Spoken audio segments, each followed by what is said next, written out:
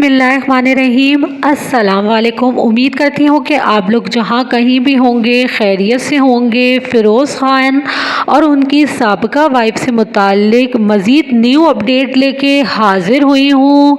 जैसा कि आपको पता है कि अदालत में बच्चों की कस्टडी का केस चल रहा है जो अभी तक हल नहीं हो सका, लेकिन अदालत की तरफ से फ़िरोज़ ख़ान को इजाज़त मिल चुकी है कि आप अपने बच्चों से महीने में 2 बार मिल सकते हैं। लेकिन फ़िरोज़ ख़ान की बच्चों से मुलाकात अदालत के ही अहाते में होगी। बच्चों के लिए जिनके वालिदैन की डिवोर्स हो चुकी है, अदालत में एक बहुत बड़ा हॉल बना दिया गया है। वहाँ पे बच्चों के लिए टॉयज़ वगैरह रख दिए गए हैं और ऐसा इन्वायरमेंट दिया है कि वहाँ पे बच्चा आके बोर ना हो बल्कि वो इंजॉय करे। क्योंकि जो डिवोर्स कपल्स होते हैं जब वो बच्चों को लेके आते हैं तो बच्चे बहुत ज़्यादा रोना धोना करते हैं, तो इसलिए जो वहाँ पे एक हॉल बना दिया गया है वहाँ पे बच्चों के इंटरेस्ट के लिए बहुत सारे टॉयज़ भी रखे गए हैं, जिसकी वजह से बच्चे वहाँ पे जाके खुश होते हैं और अपने वालिदैन के साथ भी हंसी खुशी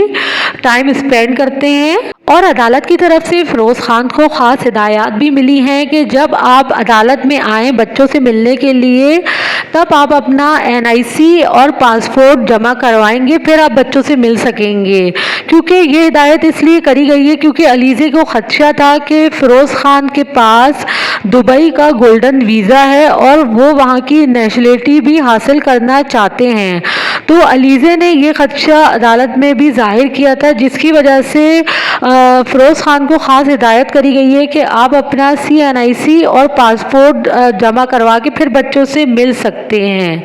और साथ साथ फ़िरोज़ ख़ान को ये भी कहा गया है कि बच्चे अपने नाना नानी के घर से आपसे मिलने आएंगे तो बच्चों का जो ट्रैवलिंग का ख़र्चा होगा वो आप देंगे। 2000 रुपये आप हर मुलाकात में देने पड़ेंगे। अलीज़े ने मज़ीद इंकशाफात किए हैं। उन्होंने ये कहा है कि फ़िरोज़ ख़ान उन पे बहुत ज़्यादा तशद्दुद करते थे। वो एक जुनूनी पुरतशद्दुद इंसान है जो अपने बच्चे को भी नहीं बख्शा था। उन्होंने मेरे साथ साथ सुल्तान को भी तशद्दुद का निशाना बनाया था, जिसकी वजह से सुल्तान की नाक से खून आने लगा था। उनके मुताबिक एक दिन फ़िरोज़ ख़ान बहुत ज़्यादा गुस्से में घर आए हैं, उन्होंने तोड़फोड़ मचा दी। उसके बाद उन्होंने अलीज़े को लातों और घूंसों से मारना शुरू कर दिया और उसकी ज़द में सुल्तान भी आया, जिसकी वजह से सुल्तान की नाक से खून निकलने लगा और वो बहुत ज़्यादा रोने लगा, बहुत ज़्यादा डर गया था।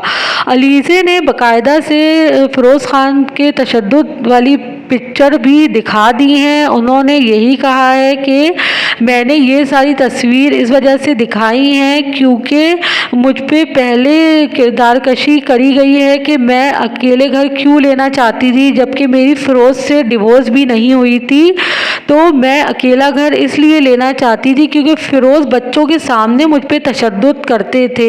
एक हामला औरत को भी फ़िरोज़ नहीं बख्शते थे बल्कि मुझे बहुत ज़्यादा मार पीट करते थे, जिसकी वजह से मैं एक अलहदा घर चाह रही थी जिसमें फ़िरोज़ नहीं आए। भले से वो मेरे शौहर थे लेकिन वो मुझ पे बहुत ज़्यादा तशद्दुद करते थे, जिसकी वजह से मेरा बच्चा सुल्तान बहुत ज़्यादा डर जाता था और रोना शुरू कर देता था, जिसकी वजह से मैं यही चाहती थी कि मैं एक अलग घर में रहूं जहाँ पे फ़िरोज़ भी नहीं आए, क्योंकि मेरे बच्चे की जहनी सेहत ख़राब हो रही थी आए दिन के झगड़ों लड़ाइयों से।